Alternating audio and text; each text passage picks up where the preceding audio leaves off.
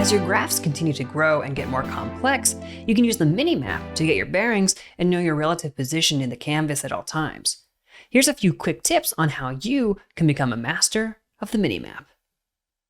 You can bring up the Minimap by clicking the globe icon in the toolbar, or by pressing Alt or Option M. The white box delineates your current view of the canvas. You can left-click and drag the box to pan your view. You can also drag a selection across the Minimap to frame up your view within its bounds.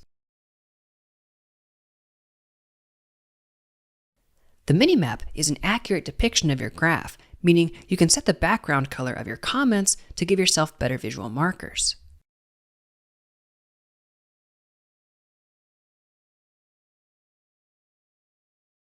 By the way, if you'd like to save out a snapshot image of your nodes in the canvas, you can do so by going to the Canvas menu and choosing Canvas Snapshot.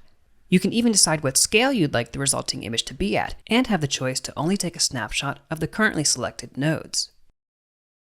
If you'd like to customize the Minimap, you can find the corresponding settings by going to the Preferences panel. Here, you can set the corner position and opacity. The Minimap is a great way to always know your relative location in the canvas, and it's one of the many ways that InstaMAT's UI keeps you focused and productive. If you enjoyed this quick tip on the Minimap, check out our YouTube channel. We have plenty of other short videos like these showing how you can take advantage of Mat's powerful features.